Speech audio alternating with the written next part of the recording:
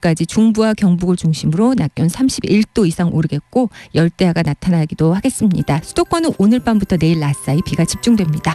지금 서울의 기온은 32.7도입니다. 강혜종입니다.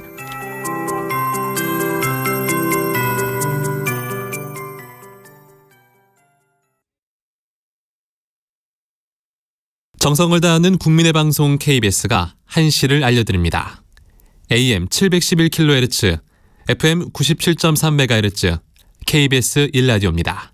HLKA.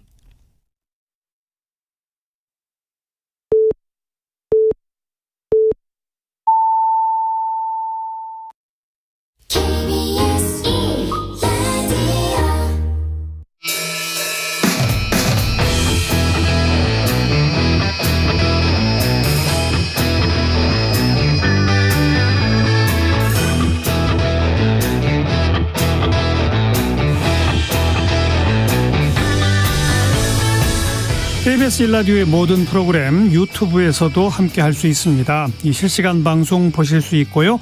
정치, 경제, 사회, 문화 등 다양한 분야의 명품 콘텐츠도 마련되어 있습니다. KBS 1라디오 유튜브 채널 구독, 좋아요, 댓글 많이 부탁드립니다. 정관용의 시사본부 토요일 2부 출발하죠.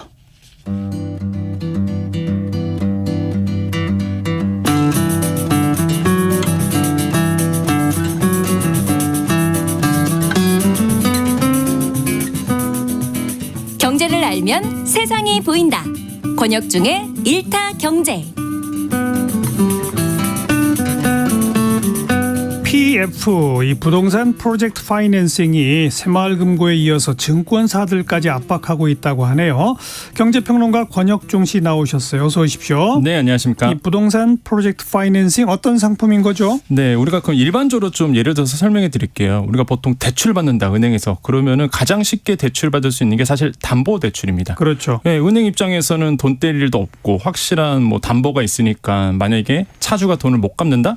그러면 그냥 경매시장 넘겨서 채권에서 하면 되거든요. 그러다 보니까 대출을 해줘요. 예. 그런데 이 PF 대출은 뭐냐면 이 프로젝트 파이낸싱이라 부르는데 담보물이 없습니다. 아니면 뭐 신용도 없어요. 그냥 미래의 가치, 한마디로 이 프로젝트가 성공해서 이윤이 벌리면 이 미래의 가치를 생각을 해서 이거를 가치로 가지고 대출해주는 형태거든요. 예. 그러니까 담보물도 없고 신용도 없이 해주는 겁니다. 그러다 보니까 어디에서 이런 것들이 많이 일어나느냐? 보통 부동산 쪽에서 PF 대출이 많이 일어나요. 그래서 우리가 흔히 얘기하는 부동산 PF 이런 게 여기서 이제 시작이 됐는데 건설사 입장에서는 천문학적인 금액이 들어갑니다. 이거를 자기 돈 주고 하지는 않거든요. 대부분 이렇게 부동산 PF를 끌어당겨서 실제 이제는 아파트를 짓게 되는 거죠. 그래서 이게 바로 이제 부동산 프로젝트 파이낸싱 PF다라고 좀 말씀을 드리겠습니다. 네. 그런 프로젝트를 믿고 돈을 빌려준 금융기관들이 네. 프로젝트가 제대로 안 되면 돈을 떼이는 거잖아요. 떼이죠. 그래서 새마을금고가 좀 위기에 갔다 이런 얘기가 나왔었잖아요. 맞습니다. 왜 이런 위기설들이 나오는 거죠? 그러니까 이게 많은 청취자분들께서 그러실 거예요. 아니 부동산 쪽하고 관련됐는데 나랑 무슨 상관이야 그랬을 텐데 금방 앵커님 말씀하신 것처럼 그 돈을 누가 빌려줍니까? 결국에는 금융권에서 대출을 해주거든요. 예. 근데 만약에 우리가 얼마 전까지 굉장히 불안했었습니다. 새마을금고 내 돈 띄는 거 아니야? 저축은행 넣어놓으면 내 돈 못 돌려받는 거 아니야? 굉장히 불안해하시잖아요. 그럼 만약에 PF 대출이 부실화가 돼요? 그러면 어디서 문제가 생기느냐? 금융권이 부실화되겠죠. 그럼 이 불안감이 더더욱 커질 겁니다. 그러다 보니까 이 PF 대출이 부동산 PF 대출이 나와 먼 얘기가 아니라는 거죠. 그러면은 결국에는 아까 말씀한 것처럼 새마을금고의 그 부실화의 시작점은요. 결국에는 PF 대출로 이제 시작이 됐거든요. 예. 그리고 과거 우리 사례 좀 볼까요? 우리 저축은행 아마 기억나실 겁니다. 저축은행 사태 때. 그때 아마 기억나실 텐데 그때가 이제 2008년도 그 리먼 사태 그러니까 금융위기로부터 시작을 했어요. 예. 그때 뭐 금융위기 오니까 저축은행들의 PF발 문제가 생기면서 저축은행들이 무너졌었거든요. 맞아요. 그때 끔찍했었죠. 근데 마찬가지입니다. 지금도 이제 PF가 문제가 되고 있는 거예요. 그러면 왜 이런 위기설이 나오느냐? PF 잔액이 이 대출 잔액이 지금 131조 원 이게 2023년 3월 말 기준입니다. 예. 매년 급등하고 있고요. 좋아. 그럼 매년 급등하는 건 문제가 없어라고 본다고 해도 문제는 연체율이에요. 그렇죠. 규모도 커지는데 연체율이 지금 2023년도 3월 말 기준으로 봤을 때에 2%가 넘어갑니다. 그 뜻은 뭐냐면 규모도 커지죠. 연체율도 커지죠. 그러면 사업장 한마디로 건설사 쪽에 문제가 있다라고 판단해 볼 수밖에 없어요. 예. 그래서 지금 좀 위기설이 지금 나오고 있다라고 좀 말씀을 드립니다. 이게 심각해지면 금융시장에 어떤 영향을 미치게 되죠? 저는 가장 우려스러운 게 이제 증권사입니다. 지금 증권사의 연체율이 2023년도 3월 말 기준으로 봤을 때 15.88%예요. 어이구. 16%나 됩니다. 어마어마하네요. 이거는 정말 어마어마한 거거든요. 예. 그러니까 정부는 이런 얘기를 합니다. 이건 착시 효과다. 왜 그러냐면 사실 그 증권사의 PF 대출 잔액 규모가 그렇게 크지는 않습니다. 다른 데에 비해. 그러다 보니까 몇 군데, 한두 군데에 부실화가 생기면 이게 착시 효과 때문에 높아지는 거다라고 얘기하고 있지만 예. 사실 이렇게 볼 수가 없는 게 사실 만약에 그렇게 되면은 과거처럼 똑같은 패턴이어야 되는데 지금 정부가 관리 들어갔거든요. 그러니까 여기도 이제 부실화가 좀 커지고 있다는 것을 반증해 볼 수가 있는 거고 저축은행도 지금 3월 말 기준으로 연체율이 4%가 넘어갑니다. 예. 여신금융사도 이제는 여신 전문금융사도 4.2% 정도 되니까 사실 지금 연체율이 좀 높아지고 있는 부분. 그러니까 제가 봤을 때는 임계치에 지금 도달했다라고 보시면 되겠고 예. 더더욱 이제 문제가 조금 더 깊게 들어간다면 브릿지론이라는 게 있어요. 이게 PF 대출이 브릿지론과 본 PF로 나눠지는데 이 브릿지론이 뭐냐면 사업에 처음 시작했을 때 이제는 시행사가 이제 토지를 매입하게 됩니다.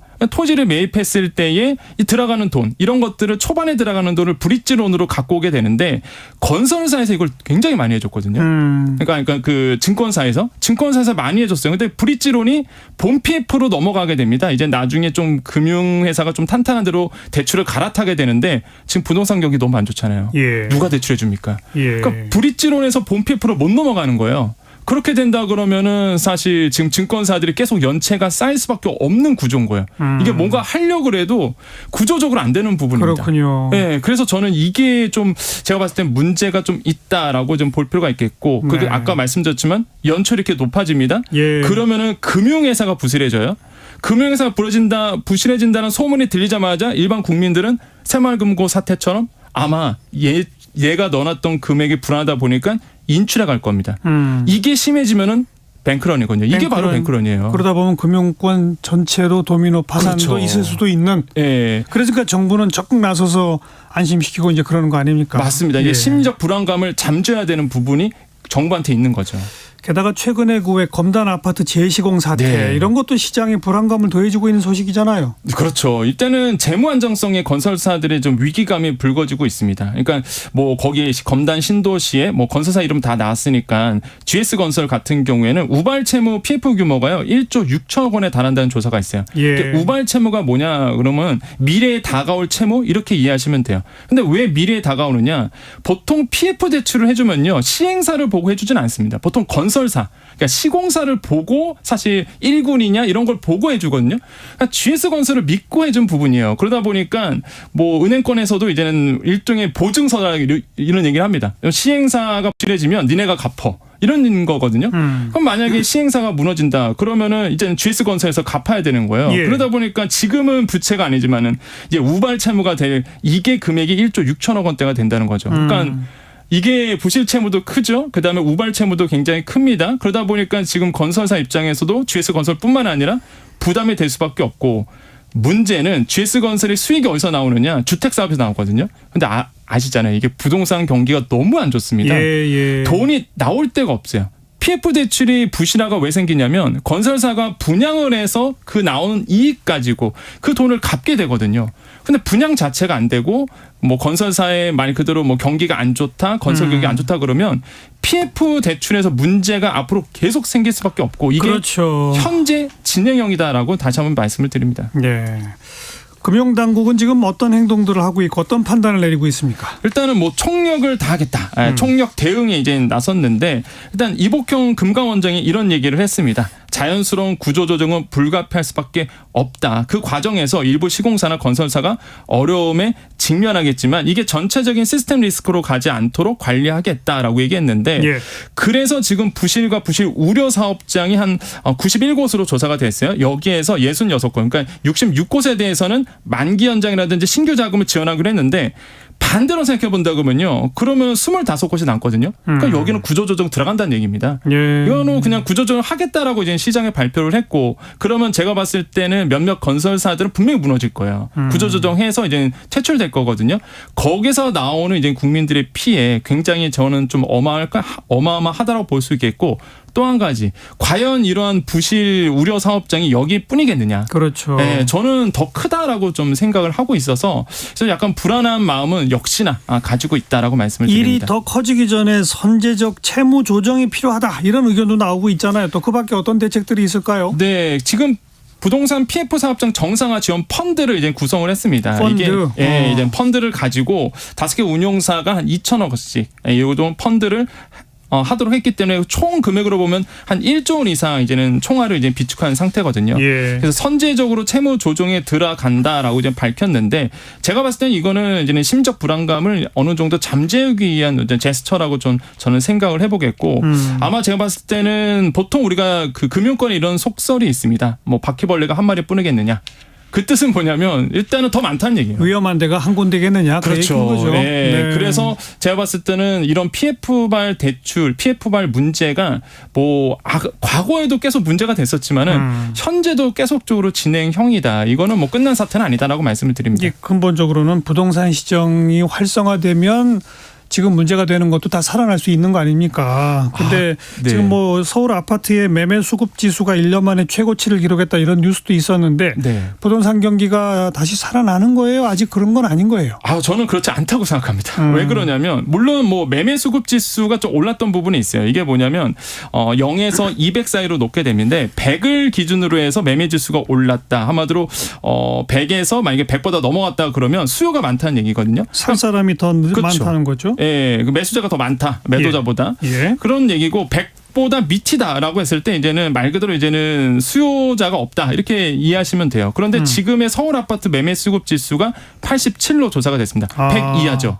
그러니까 아직도 팔 사람이 많은 거예요. 그러네요. 예. 그런데 왜 시장에서는 뭐 부동산 경기가 좋아지고 있다라고 왜 뉴스에서 나오냐 그러면 이 매매 수급 지수가 조금씩 오르는 패턴을 보여왔기 때문에 아직 100은 안 되지만 맞습니다. 그래도 조금씩 올라가니까 바닥은 쳤다. 네, 이렇게 해석을 하는데 이거는 굉장히 긍정적으로 해석하는 패턴이고 예. 실제 이렇게 뭐 말 그대로 뭐 매매 지수가 올랐다라고 봤을 때는 이거는 제가 봤을 때 급매물이 소진됐기 때문이다. 한마디로 급매물이 소진되면서 저렴하게 구입할 수 있는 매수할 수 있는 기회가 사라졌기 때문에 사람들이 이제는 쫓겨가고 있다라고 좀 생각을 해보겠고 일부 단지 중심으로 매도 효과가 좀 오른 효과가 있어요. 그 뜻은 뭐냐면 그러니까 서울 지역도 서울 지역 나름마다 다릅니다. 양극화예요. 맞습니다. 양극화. 네, 이게 강남 쪽 그다음에 송파구 강남 3구 얘기지 사실 서울 외곽 지역은 그렇지 않거든요. 그러니까 이게 그들만의 리그라고 우리는 표현을 해요. 뭐 아파트 한 채에 막 80억 이게 사실 일반적이진 않잖아요.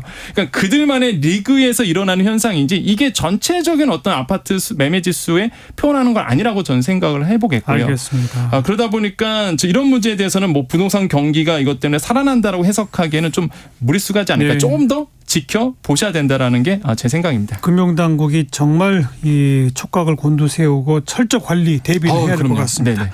권혁중 경제평론가였어요. 고맙습니다. 네, 감사합니다.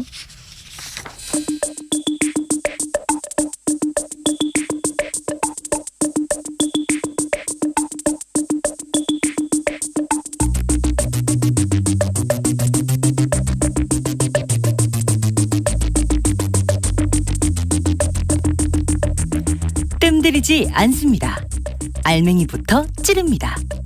고수들의 진검승부. 끝장토론 각설하고. 주요 정치 이슈들 거두절미하고 알맹이부터 끝까지 토론해보는 끝장토론 각설하고입니다.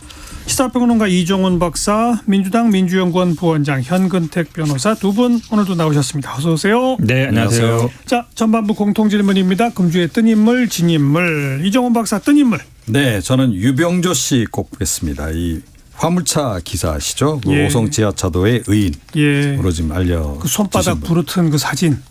그렇죠. 굉장히 인상적이었죠. 그러니까 3명 구조하셨고 또 구조된 분 한 분이 또 다른 분 또 3명 구하고 예. 그런 그 일이 있었는데 하여튼 뭐 이번 주 내내 굉장히 화제의 인물이 그렇죠. 아니었나 이렇게 생각합니다. 네, 그냥 그런가 하면 신고받고 112가 출동도 안 했는데 출동한 것처럼 기록하고 아유 참 부끄러워요 그런 건. 자, 금주의 뜬 인물 현근택 변호사. 떴는지는 잘 모르겠는데 뜬긴 뜬 것 같습니다. 우리 백재권 겸임교수 풍수학자라고 알려져 있는데 왜 떴냐를 이유를 제가 얘기한다면 이분이 어쨌든 대통령 살집을 보러 다닌다라고 이제 전 국민이 이제 알려지게 된 거잖아요. 앞으로 이제 풍수 보는 분들은 아마 이분한테 물어볼 분이 굉장히 많을 거예요. 그래서 뜬 것 같습니다. 떴죠. 그쪽 뜬 것 업계에서. 맞습니다. 이 업계에서 확실히 떴죠. 완전히 뜬 겁니다. 예. 예전에 대통령 뭐 조상 묘 보이러 다니는 분들 그런 분들 한번 얘기 나오면요 어마어마하게 사람들이 많이 갔거든요. 이분도 제가 보기에 그럴 가능성이 있어 보여요. 이건 지금 검찰 차원에서도 공식 확인했다는 거죠. 네, 그렇죠. 그렇죠? 경찰 조사 과정에서 그러니까요. 좀 확인이 된 그런 그러니까 내용입니다. 천공이 왔다더라라고 해서 이야기가 시작됐는데 CCTV를 다 돌려보니 천공은 안 왔다. 그럼 그때 이 천공이 아니라 다른 사람 왔었다라고 그때 얘기하면 되지. 그게 다들 의문인 거죠. 왜 여태 가만히 있다가 이제서야 그 얘기를 또 합니까? 그러니까 그때 바로 얘기했으면 사실은 이 논란이 해지도 않을 것이고 그 다음에 두 분이 비슷하다라고 하는데 수염이 길긴 하던데. 아니 그렇긴 한데 얼굴 모양이나 옷 입은 거나 누가 봐도 제가 보기에 비슷해 보이진 않거든요. 전혀 다르던데요. 그러니까 그럼 수염만 있고 예. 머리부터 달라요. 그러니까 혼동했다라는 것도 좀 이상하고 그래서 저는 근데 이분이 간 건 많은데 그럼 천공이 안 갔느냐?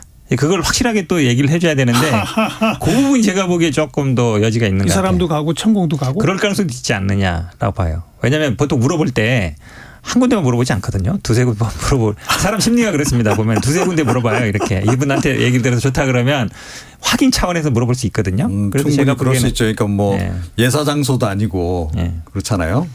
그러니까 뭐 굉장히 특별한 장소라고 전제한다면 그럴 수도 있겠죠. 근데 이 사람이 혼자 그냥 간 것도 아니고 공식 그 역할을 맡은 공공 조직의 책임자하고 갔다는 거 아닙니까? 네, 그렇습니다. 그 공공 조직의 책임자는 그 사람이 알아서 이 사람을 동원한 거예요? 어떻게 된 거예요?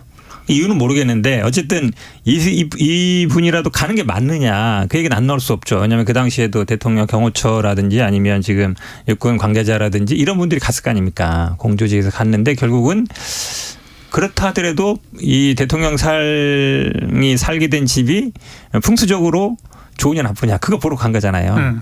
그거에 대한 말은 있어야 되는데 이분 갔다 오면 그러면 대통령실에서 뭔가 한마디 나와야 돼요. 예를 들어서 우리가 좀 원래 좀 그런 걸 중시 여기니까 자리가 좋은지 한번 보러 갔습니다든지. 대통령실이 그렇게 말할 수 있겠어요? 아니면 이분이 그럼 왜 갔는지 이유를 설명해야 되잖아요. 근데 그 관계자들이 아무렴 그 결정했겠습니까? 예, 결정은 뭐 대통령 부부가 결정을 했겠죠. 이분을 좀 모시고 와서 한번 보여줬으면 좋겠다라고 얘기를 했을 거고 그거에 따라서 실무자들이 이제 가서 이제 함께 대동을 해서 갔으면 갔지 그 실무자들이 좀 대통령님 저희가 알아서 이렇게 이런 분들 모시고 와서 한번 보겠습니다. 이렇게 과연 보고를 했겠습니까? 예. 그렇게 저는 생각합니다. 정치권에는 아주 오래전부터 이런 얘기들이 사실 많이 있습니다. 네, 맞습니다. 정치인들 많이 봅니다. 그러니까 실제로. 과거 예. 제가 알던 많은 그 오래된 정치인들은 어디 새로 사무실을 구해서 집기 배치를 싹 해놓고 이제 그 다음 날 아침에 출근해 보면 모든 게 바뀌어 있대요. 왜 그러냐? 그럼 그 사이에 그 밤에 어떤 스님이 오셔서 싹 바꾼다는 거예요. 이런 얘기들 정치권의 뒷담화식으로 여기저기서 많이 들립니다. 근데 그건 다 뒷담화인 거고 그렇죠. 또 정치권 사람들 중에서도 몇몇 사람들이 그런 걸 한다더라 이런 카더라 식으로 가는 건데 이거는 공식 공조직에서 이런 분들을 대동하고 그런 데를 갔다. 이거 조금 차원이 다른 문제거든요. 근데 이게 선거 과정 왕자에서부터 시작해서 천공, 건진, 무슨 법사니, 도사니 엄청 얘기 많이 나왔었잖아요. 그러니까 그 연장선이라고 봐요. 결국은 아마 중요한 의사결정들을 의존하는 거 아니냐. 그러니까 물론 말씀처럼 이미 이제 공조직에서 다 결정하고 참고 삼아 사적으로 물어볼 수는 모르겠는데 중요한 의사결정을 그 당시에도 이쪽에 의존하는 거 아니냐는 의심이 많았는데 사실은 어디에 살 거냐 이게 사는데 적당하냐 마냐도 굉장히 중요한 문제잖아요. 이런 것도 결국은 거기에 의존한다라는 게 제가 보기엔 이번에 좀 드러난 게 아닌가라고 보여요. 아무튼 이제 앞으로 청와대에서 이제 대통령실에서 어떤 식의 설명들이 나올지 또 왜 같이 가게 됐는지 아무튼 이 뉴스가 여기까지 왔으면 그 물어볼 거 아닙니까? 그렇죠. 설명이 있어야 되죠. 그 공조직의 책임자한테 당시 왜 같이 가시게 됐습니까? 이게 나올 거 아니에요? 한번 이제 후속 보도를 보도록 하고요. 그럼 뒤에 진인물 이종원 박사. 저는 최은순 씨 좀 꼽고 싶은데요. 윤석열 대통령 장모이자 김건희 여사 모친이죠. 예. 아시다시피 이번 그 통장 잔고 증명 위조 관련한 그 2심에서 실형 1년 선고받았고 법정 구속이 됐습니다. 예. 그래서 이게 뭐 좀 현직 대통령 친인척 지금 구속 첫 사례 아니겠습니까? 그렇죠. 그래서 지금 굉장히 관심을 많이 끌고 있는 그런 사안이죠. 네. 대통령실은 일단 사법부 판단에 대해서는 논평할 게 없다. 여기까지더라고요. 네, 그렇죠. 뭐 더 길게 논평하기가 좀 아직은 좀 뭐하겠죠. 왜냐하면 김건희 여사도 좀 관련된 건이 상당히 좀 있잖아요. 그래서 그게 또 사법부에서 어떻게 판단이 나올지도 좀 향후에 모르는 일이고 그래서 아마 좀 약간 말을 아끼는 거 아닌가 이렇게 생각을 합니다. 이게 좀 정치적 파장이 만만치 않을 것 같죠? 민주당 입장에서는 어떻습니까? 그렇죠. 이게 뭐 현직 대통령 장모가 구속된 처음 사례이기도 하고 이게 굉장히 이제 뜨거운 논란이 됐었는데 근데 이제 이런 저는 의문을 제기해요. 이게 수백억 대 이제 잔고 증명서를 위조한 거였고 그거를 그러니까 350억 정도 되는 거였는데 4장이었거든요. 그중에 한 장은 이제 민사소송할 때 제출했다. 그게 행사고 그다음에 이걸 차명으로 샀다 해서 이제 실명법 위반인데 근데 잔고 증명서를 왜 위조하느냐. 사실은 그 당시에도 이 보통 잔고 증명서를 위조하는 분들이 뭐냐면 내가 이렇게 은행에 돈이 많다. 근데 지금 이게 좀 묶여 있다. 그러니까 나한테 돈을 빌려주거나 투자해라. 그래서 도촌동 땅이 한 17만 평 정도 되는데 17만 평 정도 되는 땅을 살 때 그걸 이용한 거거든요. 돈을 투자받거나 빌릴 때 이용한 거예요. 그러면 그게 사실은 사기와 사문서 위조 행사가 됩니다. 사실 그때 당시에도 이걸 왜 위조했느냐라고 문제가 됐고 피해자도 있었어요. 예. 돈 빌려줬다는 사람도 있었고 그럼 이제 그거를 사기로 했어야 돼요. 그러니까 사문서 위조라는 거는 어찌 보면 좀 형량이 낮은 편이고 이게 만약에 사기가 됐으면 만약 사기는 한 1억만 돼도 바로 구속시키거든요. 그래서 제가 보기에는 처음에 검찰이 좀 봐준 거 아니냐 이런 생각도 들었고 물론 항소심 판사도 고민을 했을 거예요. 대통령 장모기 때문에 그냥 본인도 법정 구속 안 하고 그냥 대법원 가서 확정되면 어차피 그때 가서 그냥 집행해도 되는데 예. 이 판사가 얘기한 거 보면 뭐 죄질도 되게 안 좋고 재범 우려도 있는 것 같고 도주의 우려도 있는 것 같고 계속 남탓만 하고 있다. 자기 잘못 아니라고 한다. 그리고 이걸 이용해서 그렇게 돈을 많이 벌었는데 그에 대한 죄책감이 없는 것 같다라고 얘기하잖아요. 그러면 당장 이 대통령 가족이라든지 이런 분들을 어떻게 관리할 거냐. 예, 이런 예. 문제를 제기 안 할 수 없을 것 같아요. 아니 그 판결문 보도를 보니까 죄질이 나쁘다까지는 그런데 재범의 우려와 도주의 우려까지 현직 대통령의 장모인데 재범을 할 우려까지 있다. 판사가 그렇게 판단하는 근거까지 있다는 거 아닙니까? 그러니까. 그렇죠. 그러니까 한마디로 얘기하면 도주의 우려까지. 이분이 쉽게 이게 판결에는 이제 법정 구속할 때 그 사유를 쓰는 건데 예, 예. 재범이라는 거는 이분이 그러니까 그동안 계속 어떤 이런 방식의 패턴으로 계속 부동산을 사고 팔고 뭐 동업자들과 어떤 소송 같은 걸 하고 이걸 많이 해왔다는 것이고 예. 현직 대통령 장모를 도주에 우려가 있다라고 그러니까요. 판단하는 거는 제가 봐도 굉장히 의외. 그만큼 어찌 보면 되게 그러니까 저는 거기에 약간 꼭 정치는 아니지만 이 대통령의 이 일가에 대한 관리 자체가 잘 안 되는 거 아니냐 이런 약간 경고의 의미도 있다고 그리고 봐요. 아무튼 판사 입장에서 그냥 제가 추정컨대는 재판 과정에서 보여지는 최은순 씨와 그 변호인들의 행태가 전혀 죄의식이 너무 없다. 뭐 들리는 얘기는 상당히 기세등등했다. 그러니까. 그래서 기세등등한 모습을 보면 저 사람들 또 이 짓을 하겠네. 대통령 그러니까 재임 기간이니까 더 믿고 하겠네. 그렇죠. 바로 그거죠. 어쩌면 그거를 도망도 우려하는 거죠. 치겠네 이렇게 된 거 아닐까 싶어요. 네, 바로 그겁니다. 그러니까 보통은 이제 뭐 이런 그 일이 있고 하면 이제 죄진 사람들이 와 사과문도 막 쓰고 예. 막 이렇게 하잖아요. 형량을 낮추기 위해서라도 이제 그러고 이제 그러기 마련인데 이분은 전혀 그러지 않았다는 거죠. 자기 잘못한 거 없는데 왜 날 잡아서 지금 이렇게 재판을 하느냐부터 시작해서 뭐 전혀 반성의 기미도 없고 하니까 재판부가 보기에는 이분은 또 이 권력을 활용해서 충분히 그러고도 남을 사람이다라는 예. 판단이 들었던 거죠. 그렇죠. 그게 굉장히 중요한 포인트죠. 참. 이게 지금 가뜩이나 양평 고속도로 뭐 김건희 일가 땅 이렇게 얘기가 나오다가 이제 이 건까지 터졌기 때문에 뭐 바로 연결되는 건 아닙니다만 정치적 파장은 만만치 않겠어요. 그렇죠. 또 민심에 미칠 영향도 만만치가 않겠고. 그렇죠. 왜냐하면 뭐 주가 조작도 수사 안 하는 거 아니냐 이런 얘기도 있고 이게 결국은 이제 대통령 일가 일가의 어떤 관리를 어떻게 할 거냐 이 문제하고도 연결이 돼요. 예. 우리가 뭐 특감 계속 얘기 나오지만 특별감찰관. 그렇죠. 이게 그 법에 보니까 국회가 3명을 추천하면 1명을 대통령이 임명하게 돼 있는데 예. 약간 이제 핑퐁하고 있는데 저는 사실은 그래서 이게 만약에 지금 3명이라 그래서 뭐 야당 다수당이 2명 뭐 소수당이 1명 이렇게도 돼 있지 않아요. 근데 여야 간의 합의는 제가 보기 쉽지 않거든요.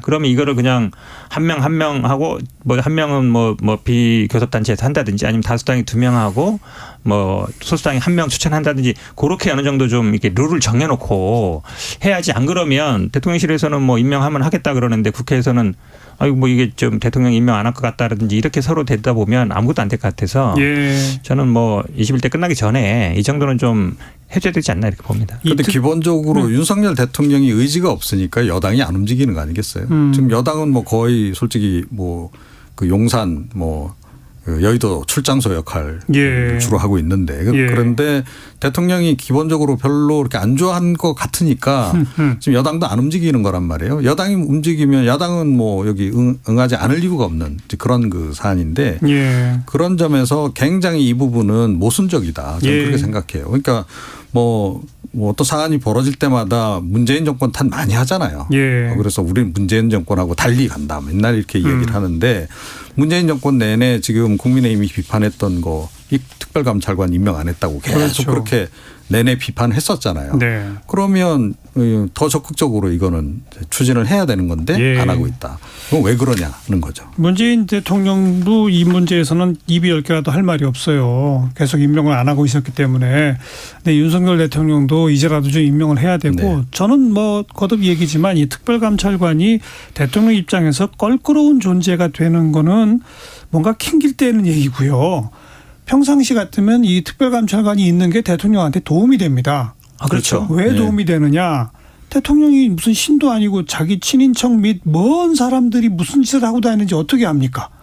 괜히 어디서 문제가 터질지 모르는 거거든요. 근데 그런 걸 사전에 차단해 줄 수 있는 장치예요.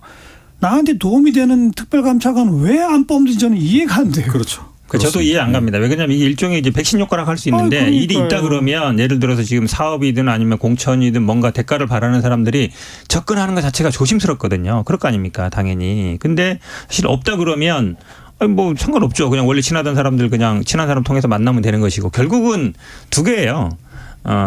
사업, 이득. 경제적인 뭔가 이권을 원하는 예, 사람이나 예. 아니면 정치적인 이득을 원하는 사람이 두 개인데 예. 당연히 지금 선거철이고 이러면 당연히 글로 갈 수밖에 없는데 사실은 이제 문재인 대통령도 물론 그랬습니다만 그때는 그래도 민정수석실에서 가족 관리를 했었죠. 근데 지금은 이제 민정수석실도 없기 때문에 오히려 더 문제는 심각한 것 같습니다. 그러네요. 민정수석실도 없죠 지금. 그렇죠. 없죠. 그럼 그럴수록 특별감찰관 빨리 좀 있어야 됩니다. 자, 금주의 진인물 현근택 변호사. 저는 홍준표 대구시장 꼽았습니다. 예. 워낙 뭐 이슈 한복판에 있으신데 예.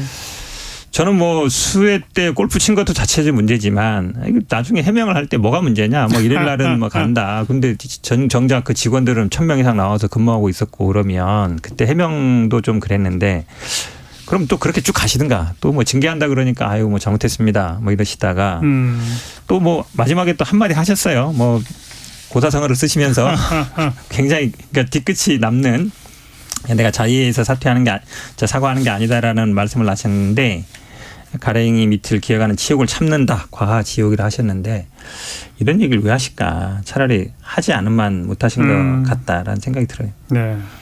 그러니까 기본적으로 반성하는 마음이 없는 거죠 아직까지. 그렇죠. 예, 그러니까 나는 억울해 이거 아닙니까? 그죠? 이제 그런 거라서 뭐 국민의힘 쪽에서도 뭐 당연히 이렇게 되면 이제 그냥 못 넘어가죠. 예. 안 그래도 지금 별로 지금 썩 그렇게 뭐 윤석열 대통령이 좋아하는 대상이 아닌데 그런데 뭐 이런 건이 있다 그러면 뭐 국민의힘 지도부는 아마 이때다 싶어서 아마 더 강력하게 징계를 좀 하지 않을까 이렇게 생각이 됩니다. 네. 벌써 꽤 오래됐는데 이 홍준표 지사의 어떤 언행이나 행동이나 이런 걸 보면 제가 보기에는 근본적으로 이분한테 뭐가 있냐면 대한민국의 정치는 나보다 잘 알고 잘하는 사람 없어 라는 일종의 오만함이 딱 바탕에 깔려 있어요. 네. 모든 타인과 모든 사안을 대하는 기본 전제가 그겁니다.